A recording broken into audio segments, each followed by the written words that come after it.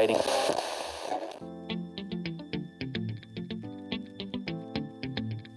It's PDGA Radio, Grant Zellner, Jennifer Allen, and this week, Parker Welck, coming off of a big victory at the Shelly Sharpe event there in Arizona, an event that has become synonymous with the offseason, I think, at least in that part of the country.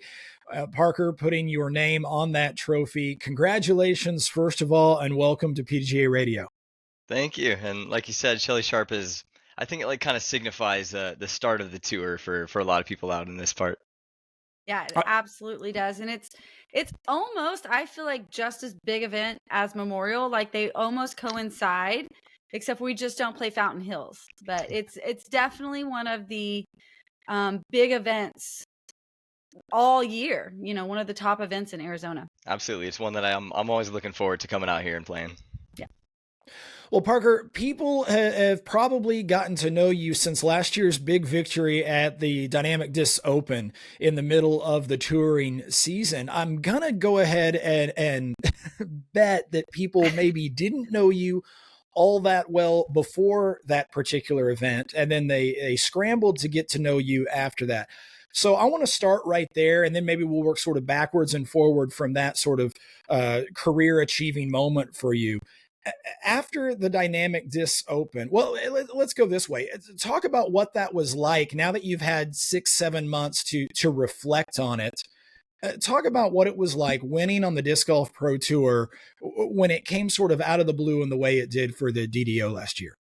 Yeah, I mean, just a kid from Huntington Beach coming out there and winning on tour. Absolutely nobody knew who I was, but you always got to start somewhere. And it really was just kind of life-changing. There was just an insane amount of people that have, followed me on my social media now. They sent me so many texts, and it seemed like it was just an overflow of just love after I won that event. And that kind of propelled just me as a human being upward in this whole disc golf world. And I've really been enjoying it.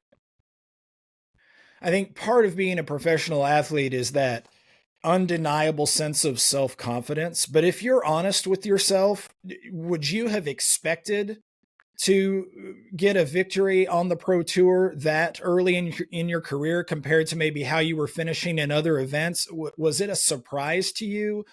Or were you just kind of thinking, well, it's only a matter of time before I'm in the hunt, and when I am, maybe I can capitalize on it? I mean, how did that go when you compare that event with how the rest of your season, both before and after, it went?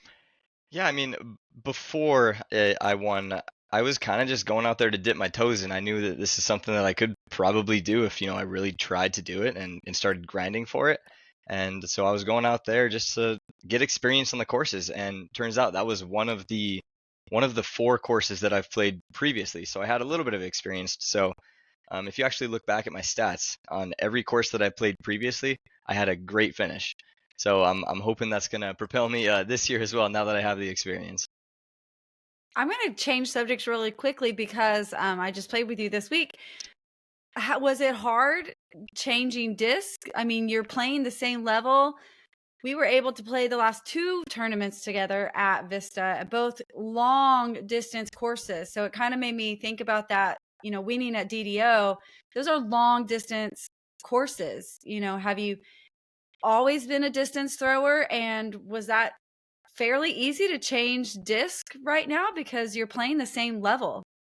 Yeah, I mean, I feel like I'm slightly underrated when it comes to the distance category, especially after Anthony's YouTube video. He got me on camera throwing like 480 or whatever I threw, which is that's not real. I throw a little bit further than that. But swapping over to DGA, it's been a pretty easy, actually. I have another friend here, Tristan Tanner, who also got picked up by DGA, and we've kind of been like talking together, like figuring out which stuff we like. And it's really nice having just like reliably overstable discs that you can just kind of throw it out to the right and it'll come back to the left every single time. And that's huge when you're playing like tight OB courses like Vista is.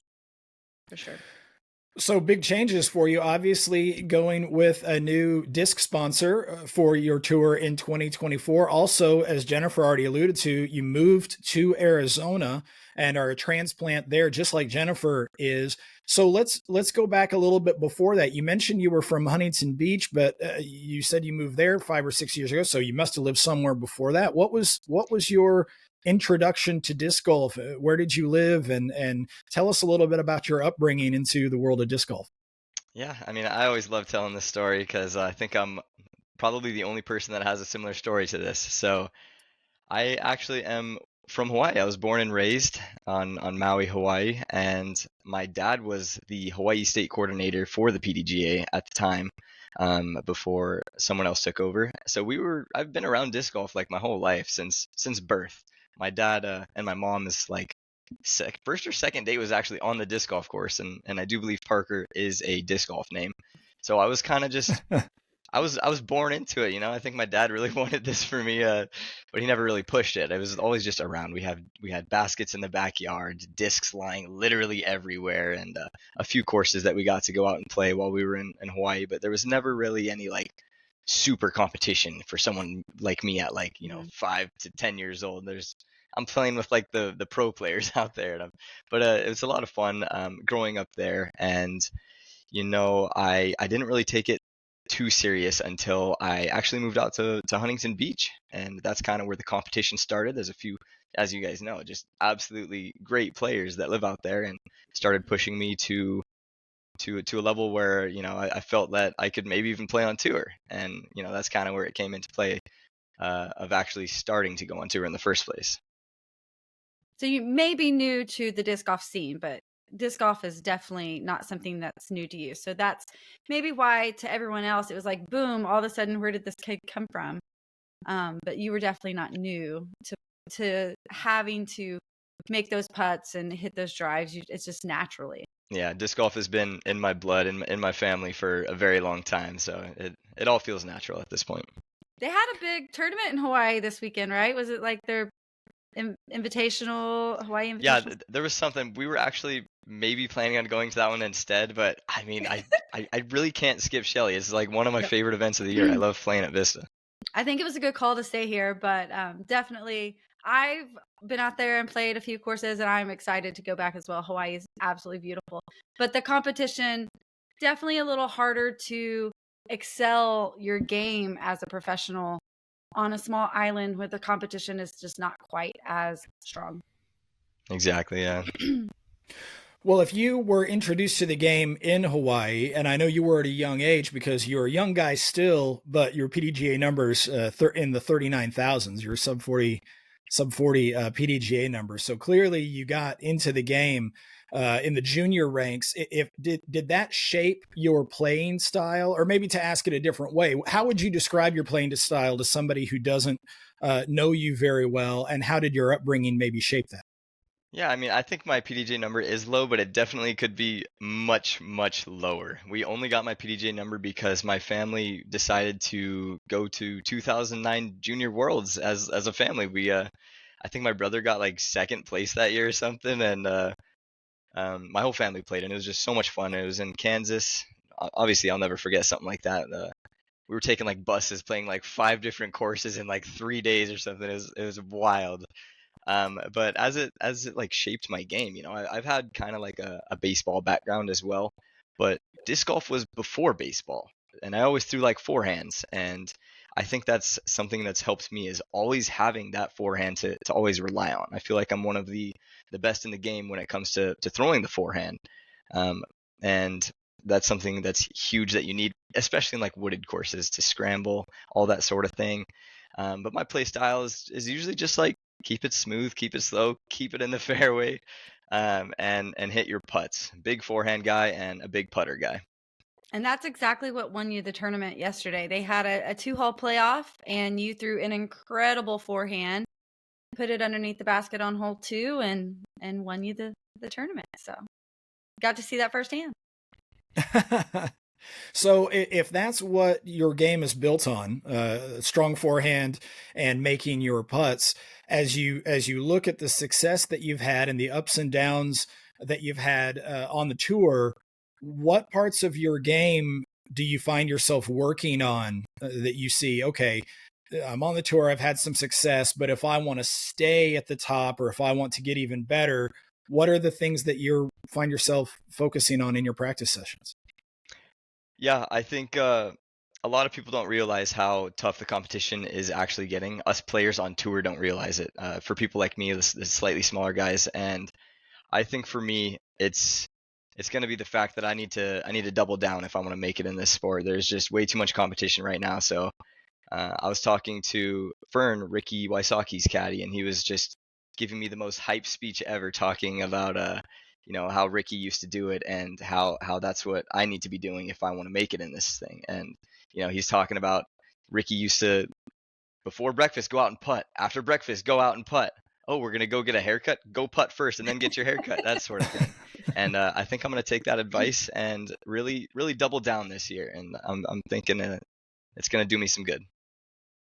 So you're talking practice time is the one thing that you are Yeah. focused on. It's just more time at it. Yeah, I think if you ask some of the people that played with me on tour, they'll tell you that I literally just didn't practice. I don't like practicing. Like practice rounds, it was cool to go like look at the course and stuff, but I'm kind of small, and the pro tour requires you to throw just huge shots. And if I throw over and over and over on those huge shots, my body's just not feeling good after that. So I'm kind of slowing down. I think I need to do like a lot of work on like my just outside of like jump putt range, those sort of like half toss shots. That's like the worst part about my game right now, and that's something I need to work on. Yeah, those are tough for sure. I was going to ask a question. I totally forgot what I was going to say. Here, I got one more then while you're thinking of it. You sort of represent, Parker, a certain generation, if you will, at the top of disc golf in terms of a number of other younger, both MPO and FPO players that are sort of clearly a different generation than maybe the ones that you watched and that you tried to emulate. They're still playing and they're still formidable, but you represent a little bit of a different generation. In your generation, or for you personally, can you tell me maybe some events that you look forward to, some courses that you look forward to on the tour? I'm just curious if that is another thing in disc golf that's shifting, because if you ask players of a certain age their favorite courses or events, there's a lot that they might repeat. And there are courses like De La, for example, or other courses that they all sort of gravitate to. I'm wondering what courses you find yourself gravitating to, you and your peers. I think for me, I might be a little bit different. I love OB ridden courses. I think that's a great part about my game, is literally just staying in bounds. And I'm looking forward to most this year. Actually, there's a couple. I'd like to go back to DDO and try and repeat there. But Music City Open for me was a course that I struggled with last year for absolutely no reason. I have no idea what was up with it, but I was in seemingly last place at like literally every point of the tournament, and nothing was working for me. I'd like to go back there and pick up my work. I know what I was going to say. I was going to say there's a big difference. I know I see you guys, you and AB, and there's a good group out here in Arizona practicing. There's a big difference between a fun practice round and then like actually training and practicing. And I think that's where like there's the fine line of like playing as a professional, but then also the tour player. And that's when like the grind really has to be real. And it's, it's fun to go play with your friends, but it's also making that time to actually train. And it's hard sometimes because there's a lot of parts, if we're going to strengthen and, work out, if you're going to do the putting practice, if you're going to go throw and do some field work or dial in a course, like it is a full-time job. It takes, before you know it, the day's gone. So I think that's kind of a big difference between people who take it seriously and play and then the tour life, because the talent now, like you said, both FPO, MPO, it's outstanding. And you have to be on your game every round, not just having a couple of good rounds and you could have one bad one.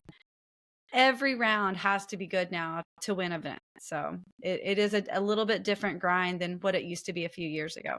Absolutely, and I think that's a misconception that a lot of people have that are outside of the disc golf, like kind of looking in like, oh, they just throw frisbees for a living. No, there's much more work that goes into it.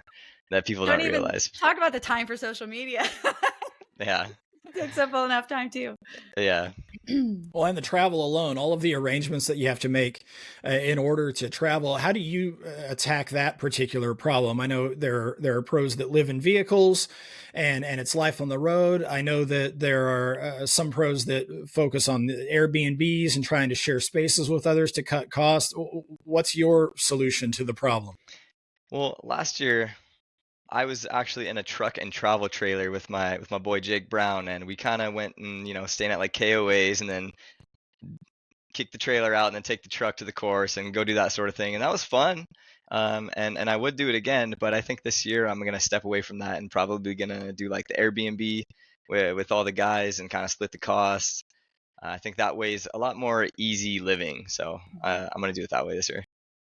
And Nice. then are you finding yourself making a tour since, like you said, like the grind's real and your body kind of like needs a break to rest?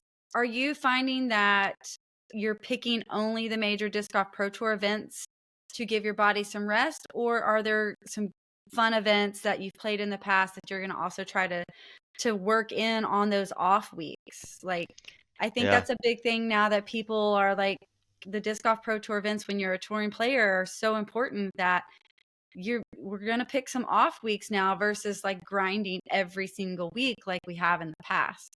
So I feel like I'm at a point where I haven't even really done that grinding every week. So I'm gonna do that. I am in love with disc golf. So if there's a tournament in between the two pro tour events, I'm probably gonna be there. I've fallen in love with this sport and I want to do it every day. See you at Vegas. Yeah.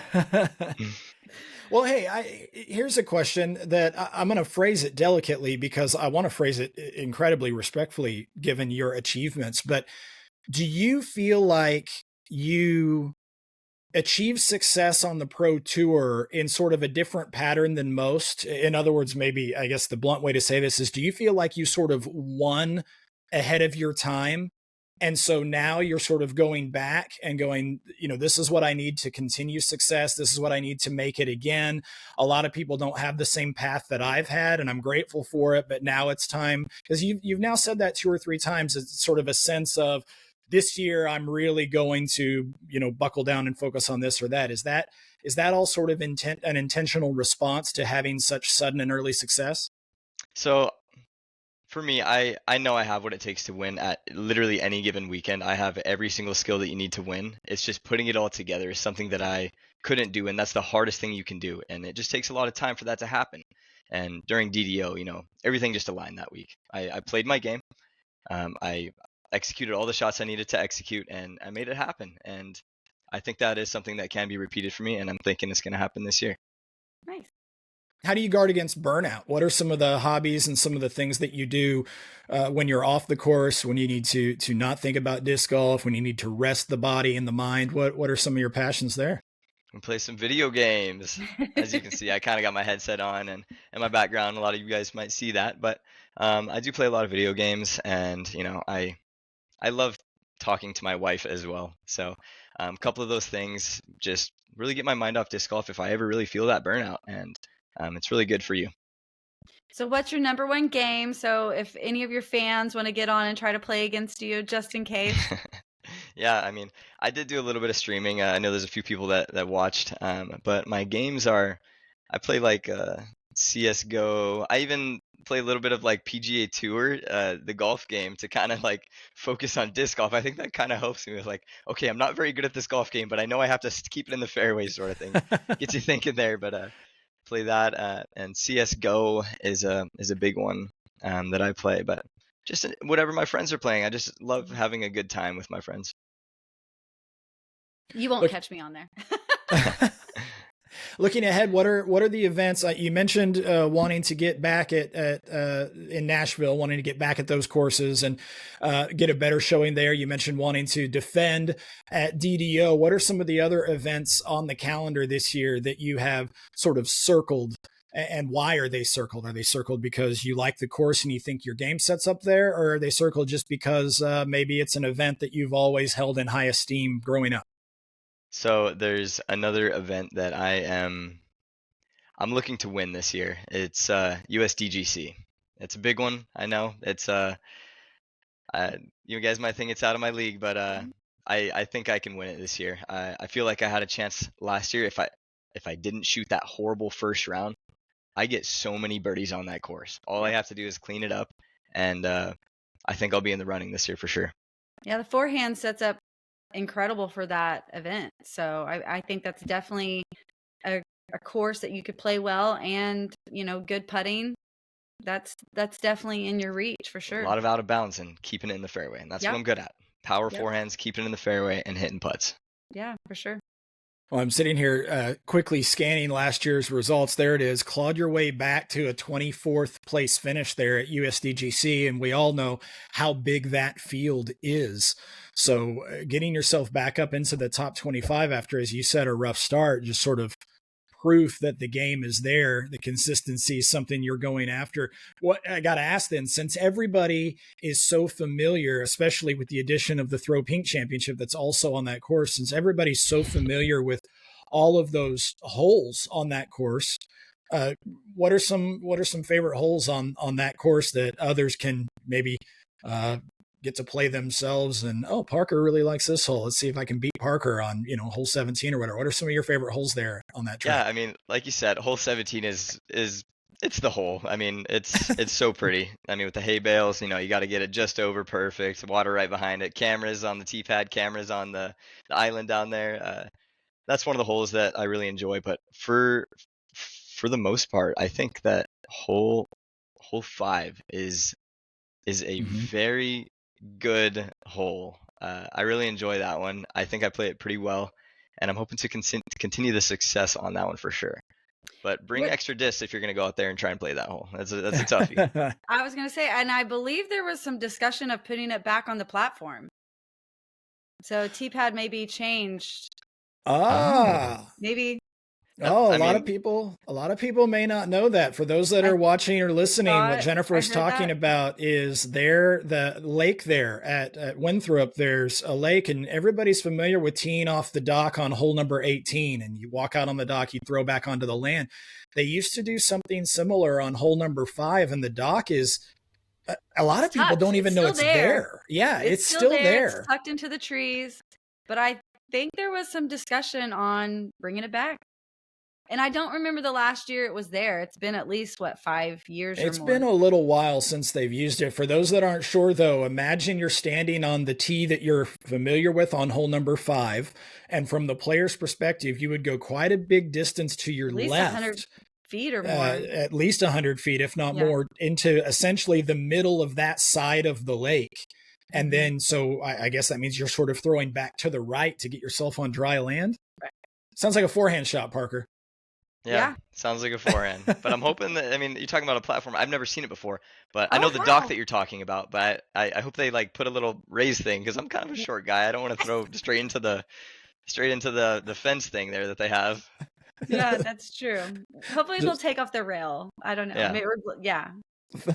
Fire a tee shot right into their hand railing in front of you. I'm pretty sure the women would still stay on the side, so I would not have that problem. But I definitely get your point on that. So I bet they'll drop it to 1. So I wonder if anybody's ever gone into the water at a major disc golf event. Yeah, fell, like you clear the handrail in front for. I mean, it would be a bizarre trip and just almost a comical circumstance. But if you're listening right now or watching, and you know of a situation at it can't be a little, event where someone maybe went in kind of halfway on purpose. But if you've ever been in an event and you've seen someone fall into the water off of, say, a dock tee pad, you should hit us up and let us know that you saw it. Tell us the circumstances. Maybe we'll do some research, because I think that would be, I know I've seen in Pro Tour golf events, Parker, you talked about, your Pro Tour game. I know I've seen people try to hit a golf shot and then lose their balance and go into a creek. That's happened. Something that comes to mind is I remember seeing a video. I don't know who it was, but it was from a drop zone, and it was like a putt from a drop zone, and he jumped it and literally just into the water, right as he put it on purpose. No, well, wow, okay. Purpose, or he just committed to the shot, and there was just I don't know, but he definitely went in the water after he jumped it for sure. I mean, I guess why not? I don't I mean, believe there's any rule you've gotta about commit. landing. You can't take off or have any supporting point out of bounds. That's why you get your meter relief from an OB line. But I'm not aware of any rule that says you can't land out of bounds after No, the Yeah. shot leaves that's your totally hand. fine. Yeah, so why not? That's legal.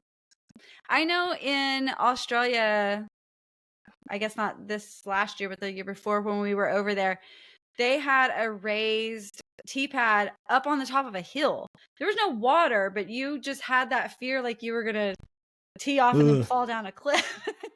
So there's definitely a few tees, even De La, the first time you Top. throw off at the top of the world, it's like, whoo, okay, am I back far enough? So I'm scared of heights too. And I remember my first time going up to Dela, and I'm like, oh my goodness, what am I can't even throw from here. I yeah, would take stand still. I'd literally throw it from like literally the back of the tee pad. That was fun. Yeah. Just So a there's few. standstill from up there. Mhm. Okay, well, best of luck. We hope you don't end up in Winthrop Lake. We hope this isn't somehow clairvoyant and a year from now or almost a year If from now so, we're though, we're talking gonna roll about. it back. Oh and yeah, we're gonna roll it back. Just so you know, I hope you won't hate us for that. Well, so you're looking forward to USDGC, and you've got that circled on your map. You've got Nashville circled on. I said map. I meant calendar. You know what I mean. And of course, DDO. I'm going to ask you another hard question. Maybe, are there any courses that I don't want to say dread, because sometimes as a pro athlete, I'm sure you want to attack what you fear most and like overcome it. But are there any courses that you're like, I haven't gotten along with it, and I want to get back there and figure it out? What comes to mind when I say that? I think the Preserve last year was a course that like kind of beat me up as well for no reason. And I can for sure play better. There's one specific hole on that course that killed me every single round. I think it was like hole 7 or something, the one where you tee off and there's water right in front of you and you got to land on the right side, and it's a par 5. I think it's hole 7 or something like that. I don't remember the numbers either, but I know it. I think my best score was like a 7, and it's a par 5 or something like that. I don't thinking of it, because I like the Preserve, I don't think there's as many forehands at the Preserve. Would I be right on saying that? I agree with you there. Yeah, more but for their backhand. yeah, so that's kind of a course That that makes sense. hurt me a lot, and I'm also looking forward to it as well as dreading it. But I'm looking forward to literally every event. Yeah. I feel like when you talked about Music City Open, like I feel like that's definitely a course that you should be able to play great. I know last year the weather was absolutely horrible. It was cold, it was raining, people didn't expect some of the rain. And so I don't think the conditions, like the wind was horrible coming across 17, that got a lot of people. I only know that because I picked up strokes because I threw it safe, so that I know that, little hole across the water, but the wind was horrible. It was an easy hole that turned hard just because of the conditions. So I think with good conditions, like you could get a totally different finish at Music City for sure. Yeah, and another thing about Music City, there's a lot of blind holes. And that's something I struggled with this year, especially because it was my first time, playing any of the events. So yeah, just getting the experience on the holes that are blind shots, it's going to be huge. Well, we've got just a few weeks before the official start of the Disc Golf Pro Tours season. In the weeks between now and then, what are your playing plans? Quite a bit, actually. I'm going to be going to Maricopa next week. Big A tier in the desert. Not sure how. I've never been there, but should be fun. And then we are going to La Mirada the following weekend for the La Mirada Open. And then the Wintertime Open is another big one that a lot of the pros used to play. I'm not sure if a lot of people are going to it this year, but I do believe that those are the only events I'll be playing before the start of the year. Oh, Memorial, duh. And Memorial. So those are the ones I'll be getting to. Signing up for Lake Havasu. I was going to say, we kind of have the exact same pre-warm-up. I get to play Wintertime for the first time ever, just because the schedule never worked out prior. So I'm excited to play that one as well. But we also have one more. It's a B tier though, up in Lake Havasu. If you want to squeak in another one, like I mean, I'm probably gonna look into February. it. I'm gonna look into it for sure. Yeah. Getting in those reps. Well, Parker, we appreciate you taking time out of what is clearly a really busy off season for you, getting those reps in, getting ready for yet another season, a chance to defend your title at DDO, a chance to get back out to a number of other courses. that you got familiar with, in some cases for the first time last year, as you said. So a chance to go and attack those one more time. So thanks for coming on. Thanks for giving us a little bit of insight into what your off season's been and what the whirlwind was like after that first victory last year at DDO. We wish you the best. We appreciate it. We'll be watching you this year. Thanks, Grant. Thanks, Jen. Both of you guys were awesome. Thanks for having me. I appreciate it. Yep. Congrats again on the big win. Thank you.